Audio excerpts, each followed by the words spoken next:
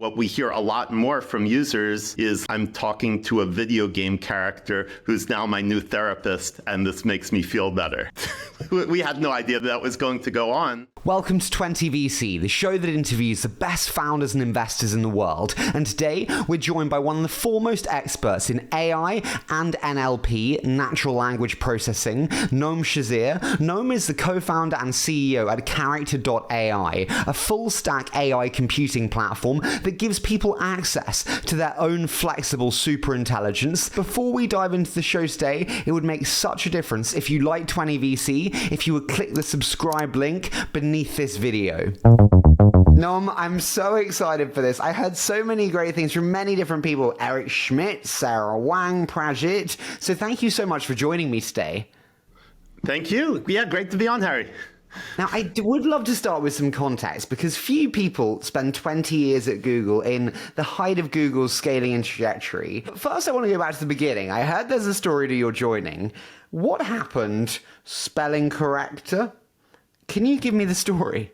That was like the first project that I worked on at Google. Yeah, I guess at the time Google had a spelling corrector that was it was some third-party software. It was based on maybe what you'd find in a word processor at the time. So there was like some human compiled dictionary of maybe about 50,000 words. And any word that wasn't in the dictionary that was in the query, it would say, did you mean such and such? And this worked great for spelling correction. It was like absolutely terrible for web search because people search for such a wide diversity of things on web search, like most of them are just not in the dictionary. So like you'd search for TurboTax and it would say, did you mean Turbot Axe? And people just learned to ignore the thing. So first project, we were just looking at why are people not happy using Google, and spelling correction was the number one issue. So I was like, okay, let me help out with this. And there was someone working on this, Paul Buchheit, who's gone on to do a lot of illustrious things in his career. He's also one of our investors here at Character. But he was going on vacation for a couple weeks, over the winter holiday. What are 1 to 2 of the biggest takeaways from your time at Google? 20 years is a long time. How did it impact you? I'd say one of the big takeaways is that, if you have a technology that is really, really general and has billions of use cases and ordinary people can use, launch it to billions of people. I remember when I joined Google, there were a lot of people working on this enterprise search appliance, which, it was okay. I think maybe somebody had this conventional wisdom that B2B is the only way to make money. But what it actually turned out was the much bigger thing was B2C, just serve something to everybody. How did that change how you think? Go for bigger? Yeah, well, I think right now I've started this company Character, and we're taking this large language model technology, and we are just direct to consumer first. Here is something that is even more versatile and more easy to use than even web search. In that okay, you can use it to be your friend or do your homework or brainstorming or get ideas or a billion things. We haven't even thought of the best use cases yet. And then it's massively usable. All you have to do is talk to it. So it has these two properties. And to me, that means go and launch it to everyone in the world and let everybody in the world use it, where I think some of the other companies are taking a more B2B sort of approach with you'll have a foundational model company and then verticalized application companies on top of it. So I'm really inspired by the Google model of full stack end to end, all the way from basic research to launch a product directly to consumers. It's super fun. It's super motivating, because engineers like building stuff and then launching it and having everyone use it immediately. And then it also lets you do all this co-design of like you get to affect every part of the stack, which is which is hugely powerful and fun. Cass, we asked about your joining Google. I think so many people are shaped by their past. When you think back on yours, how do you think about what you're running from? Yeah, why did I start working on artificial intelligence? Like maybe, well, partially because it's just like fun and what I do for fun anyway. Like just what could be better than try to get the computer to do something that it currently can't do? But then, the other thing is just to push technology forward. There are so many like technological, problems in the world that could be solved. You have like 50 million people a year like dying from stuff like old age and cancer and heart disease and like all kinds of stuff that we could potentially find cures for. So rather than directly working on, say, medical research or something, I think I've got a lot more leverage. Like, let's push AI technology, and then that can help with a lot of the rest of it. So how do you think about Character's mission and vision? When you think about, as you said, the world's greatest problems there, from climate change to wealth inequality to natural resources, how do you think about Character's vision and mission? Because I think people misunderstand this, if we're honest. Yeah. Okay. So what is our mission and our vision? Well, I think we just need to have a lot of humility that, like, we don't exactly. We're not in charge of the world. God's in charge of the world. Like, we're not even in charge of the government. We're not in charge of what individuals do. Like, when you get up in front of the company and you share, there's many people in the team now. What do you chest pump as the mission? I like this sort of motto of, a billion users inventing a billion use cases, because that's sort of the superpower of this technology. And, it sort of puts our company in the right place of, we can't really, guess, what are the best uses of this technology. And, we've just, observed time and time again, like, you put one thing out there and that's not really what people want, and somebody else out there like finds something better to do with it. We put up as an example like a psychologist character, like maybe you want to talk to something and feel better, and that gets a little bit of use. But then what we hear a lot more from users is like, I'm talking to a video game character who's now my new therapist, and this makes me feel better. We had no idea that was going to go on, but like, and then there's this huge like use case in like some mix of like entertainment and companionship and emotional support. We were totally not experts in this stuff. Like, our job is just to put out something general and like just respect the agency of like our users, of everybody out there to do what they want with this stuff. When you think about the incredible growth that you've seen, 450 million messages a day, 20 million users, what do you think have been the two biggest elements that have driven that growth? Well, one is that we launched. Like, that's definitely been a frustration. In the past, things seem, potentially too much brand risk at larger companies to like actually launch and get it out there. Another aspect is, we launched something general. We sort of let people find the use cases. And then the other is there are like massive needs out there in the world. Like, okay, there are billions of people who feel like they need someone to talk to. So, okay, combine those elements, provides people with something general that they can use, and there are people out there with needs, and they're going to find it. I'm fascinated to hear your thoughts. I totally agree with you in terms of the horizontal use case. I'm fascinated by all the different ways they talk to it. Do you not worry that we're losing touch with other humans? They've got no one to talk to, and so they talk to a machine. I think there's like, huge like value in the connections between people, and moral value as well. Like, last thing I want to do is to take people away from human connection.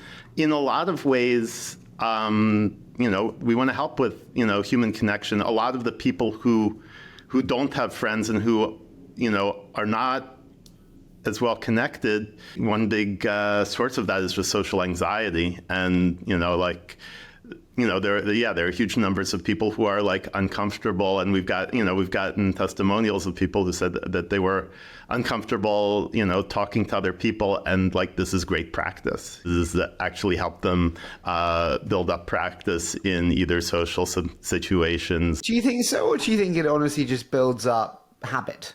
You get used to talking to someone who's not a human. That is going to be ultimately up to the users.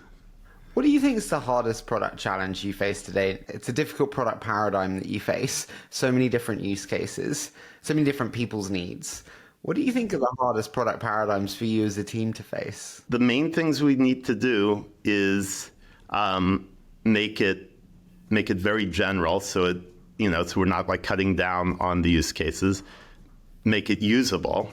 People think of those two things as being in opposition to each other, being versatile and being usable. And we talked to like some, potential product managers early on, and they all say the same thing. Oh yeah, pick your verticals, narrow it down to make it usable. And like, no, we're not going to hire these people. That's like the opposite of what we want to do. We want to build something that is usable, but very, very general purpose. So there's sort of that dichotomy.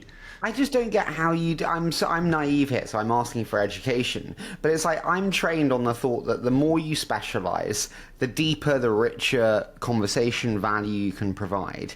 And so how do you provide quality high enough with such generalization? Yeah, I mean, that's been the magic of neural language modeling. The previous systems were all these rule-based systems that, like fantastically complicated, systems with millions of handwritten rules and,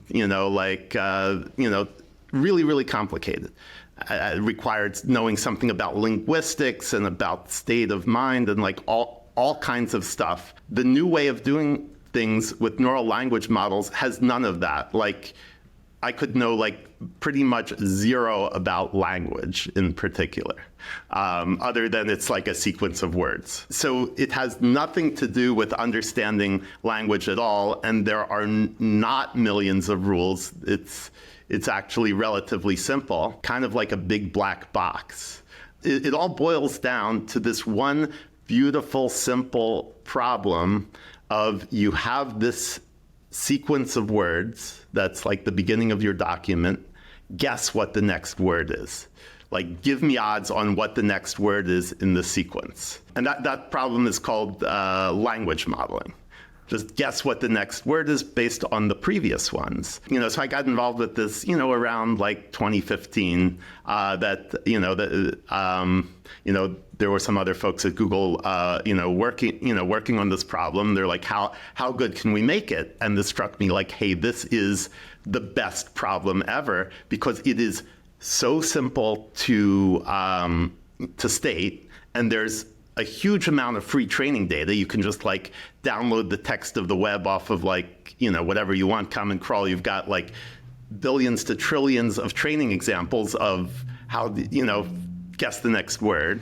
And then if you can do it well, then this thing can just talk to you. It can be, the better you do it, the smarter it gets. It's hugely, hugely general and useful, super simple to state, and now we just have to do it well. People were, started building better and better neural networks, which I guess got renamed deep learning as some sort of rebrand. Neural networks had a bad name because the hardware wasn't good enough. So people were using deep learning for language modeling, and the bigger and better you made these things, the smarter it got. And like around 2016, like the most useful application, like the killer app for this was machine translation. It was about smart enough to take English and translate to French or something like that, which is, massively, massively useful. It lets everyone in the world communicate with each other, but, still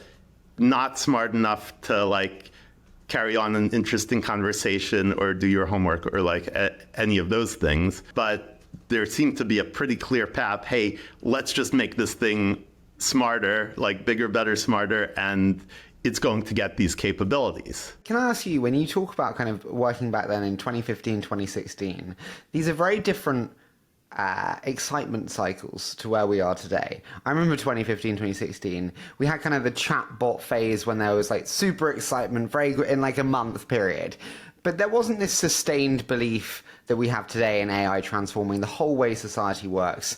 And I guess my question to you is like, where we are today, is that the result of technological progress recently, very recently, or is it the result of investors in society catching up with what's been developing over a much longer period? I'd say it's both. Like, I think there's been a lot of technological progress, both quantitatively and qualitatively. The models that were there in like 2016 or something were too dumb to be fun. The neural models. Then there was all of the chatbot stuff you heard about back then was these rule-based systems that, were just highly fragile and not going anywhere. You just needed more and more rules, and there's like no way to think of like all the things that could come up, and they just don't generalize.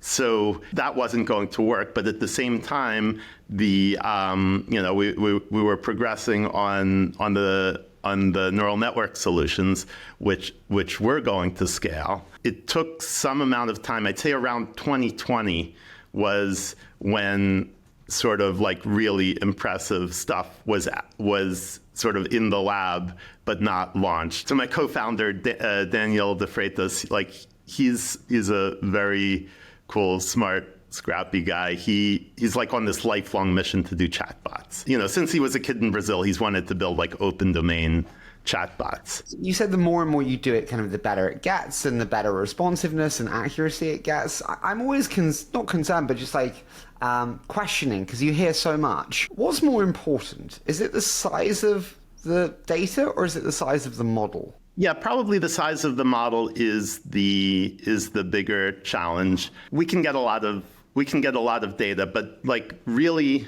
actually the number one thing that's important is how much computation you do to train it. So you want to train a bigger model and you want to train it for longer. The two things are both important, but what the real constraining factor has been is how many operations of computation it takes to train it. Because if you make it bigger and you train it for longer, both of those multiply into how long the thing takes to train. So people have been building better and better, essentially supercomputers to train these models. What are the biggest constraints on your models today, do you think? Basically, that's it, is computation. So, the model we're serving now, we trained last summer and spent about $2 million worth of compute cycles doing it. We will do a lot better in the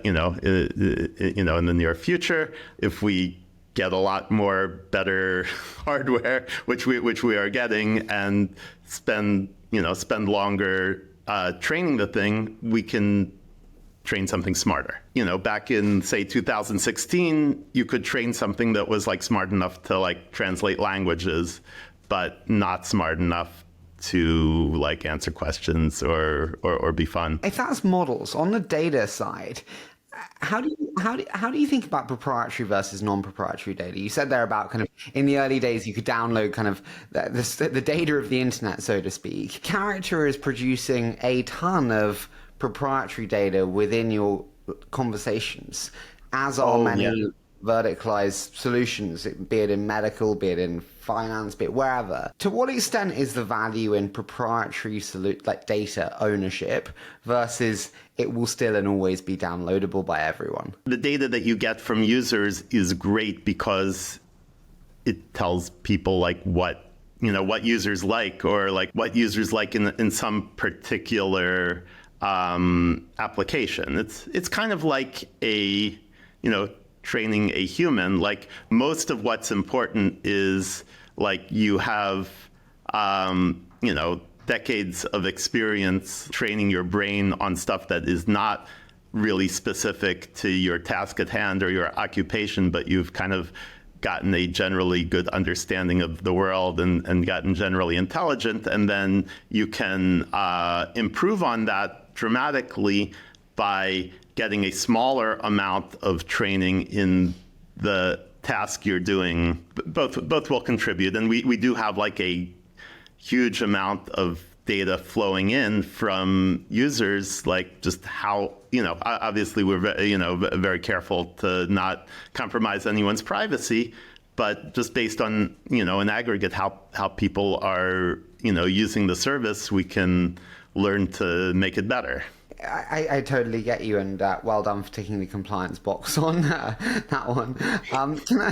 You always have to tick the compliance box, so you always have to do it. It's very important because, if you just were to do the naive thing of take like every conversation you had with everyone and just train on it, then you could just be like spitting out like someone's private life to somebody else. Like people talk to these bots and pour out their heart, you wouldn't want to just make that like freely shareable with everybody. Why is Character, and I mean this in that, why is Character a standalone company and not a product of Facebook? If you think about a natural extension of Facebook into the metaverse, social, the extension of your physical friendship group into the metaverse or the non-physical world, why does Character need to be a standalone, and why isn't it within Facebook or Snapchat or social platforms? Like my experience, coming from Google, is that a startup can just move way faster than a big company and can launch products in ways that, large companies are just going to move too slow because they're worried about, compromising their existing products. I totally get you on the speed difference there. Do you think startups win then as a result in this next wave of AI innovation, entrepreneurship? Because a lot of people I have on the show now say, I'm not less so on the Facebooks of the world, but more the Microsofts and the Adobes win. Who wins, startup or incumbent, if you have to pick a side? I'd say the users win. The users are going to have a lot of options, but on the business side, I think there can be, a lot of winners. There's going to be room for like multiple players in there. Big companies doing what big companies are good at, startups doing what startups are good at. We're going to try to move our company from being a startup to being a big company as fast as we can there. But a lot of just individuals and universities and such, in that like the hardware is progressing so fast that what you could do at a big company, 1 year, a few years later, you're going to be able to do, at a university lab or in your garage. I totally get you and agree. In terms of those individuals and universities, I had Jan LeCun on the show, who was fantastic, and he said about, the future of open versus closed and why he's such a protagonist for open. Do you agree in terms of open being the dominant method and mechanism of the community, or do you think actually closed wins? Many others have said closed wins. I mean, as there has been, there will be a big ecosystem of open and closed, of people who aren't sharing their secret sauce with, and people who are sharing all of their secret sauce, and the ability to mess around with things at a small scale is going to lead to way more research being published, even if some of the larger entities are no longer, publishing research. Obviously, though, there's also like economics of scale of both training the best models and serving. Like if you want to serve a product, you can do it maybe 100 times more efficiently if you're serving many people at once and kind of batching things together versus you're, serving like an individual, or you've got your own rig to run your language models in your basement or something. Can I ask you, you sit at the center of the ecosystem, and you have done for many years. What do you think society believes that you would like to change their perspective on AI?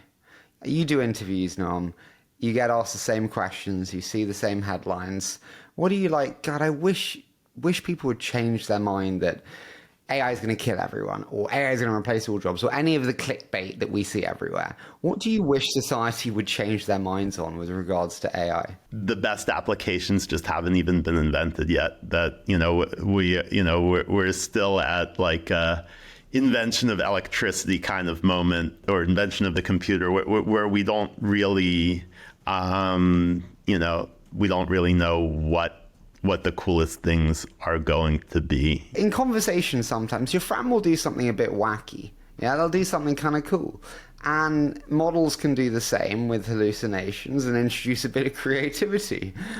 Are hallucinations a feature, or are they a bug? We consider them a feature, or at least, okay, basically our goal, our strategy is like launch something general, let people do what they want with it, and if these models are hallucinating, which they certainly are, and we advertise that they are, then the use cases that emerge first will be ones for which hallucination is a feature. I'm happy to have like entertainment and emotional support and fun be the first use cases. I'm happy to have sort of productivity be the first use case. Let's just let that happen naturally based on what the technology is good at.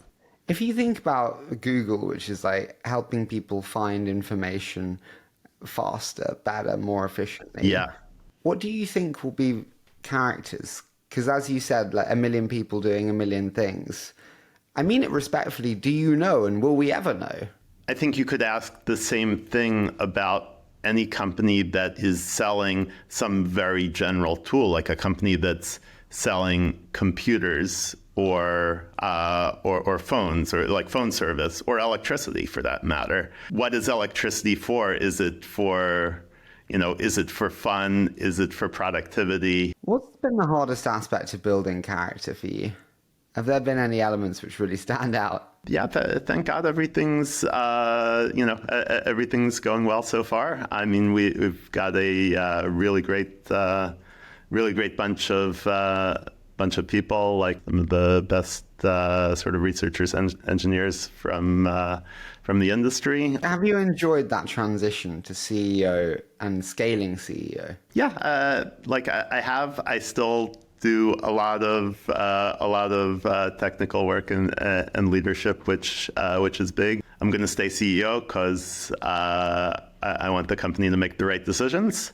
So I don't really judge what I do by how much fun it is. It's more like what's the most useful. So very, very happy to be doing what I can. Can you unpack that for me? I'm sorry, I'm just interested. I don't judge it by how much fun, but by how useful. Yeah, it wasn't like a matter of like, am I going to be having more fun being a startup CEO than an ML researcher at Google? It's more like, hey, I want to push this technology forward. Like, what's the best thing I can do? I guess I didn't know that if you find like utility and fun come together. I love what I do and I have a lot of fun doing it, and it's the most useful. A lot of things about parenthood are absolutely terrific and super fun, but I think it made me more religious. I decided to take a change of attitude from like,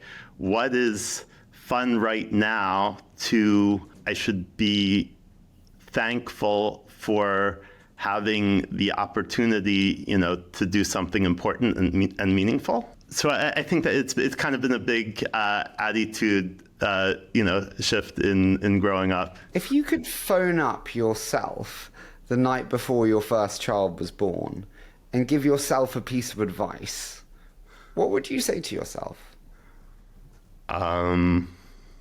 Get some sleep first.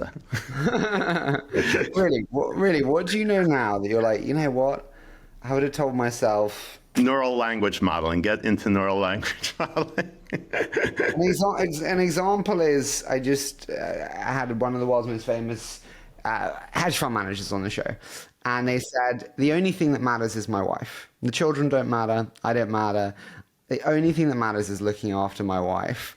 And if I look after her, she'll look after the children, and she'll look after me. Yeah, not everything in the world is your responsibility. You should understand what is your responsibility and what isn't your responsibility. And I think that works really, really well in marriage and in parenting. I mean, I think religion's a lot about that as well. Like, what is, sort of beliefs about what is, what's your responsibility and what's not. What should I be, what do I need to do? What should I be concerned about and what should I not? Listen, I want to move into a quick fight, Noam. So I say a short statement. You give me your immediate thoughts. You're like, dude, what the fuck? I come on to talk about AI. Oh, no, this is great. I mean, luckily we're recording a lot and you can the crazy parts. So what do others not know that you know to be true? This technology is just going to get way, way smarter. I think we're at a sort of Wright brothers first airplane kind of moment in the AI, that there's like a lot of momentum going on, both in building better hardware and in research. So, whatever really amazing applications you're seeing now, it's probably nothing compared to what's going to happen in the future. What do you think that adoption timeline is? Is that like 1 to 3 years? Or is it like industrial age, where actually it took kind of 20 to 30 years to see machinery and optimization happen widespread? Oh, I think things are going to move very fast. Like, I think we'll see like a lot of very cool stuff happening in the next 1 to 3 years. What do people not understand about character that you wish that they did?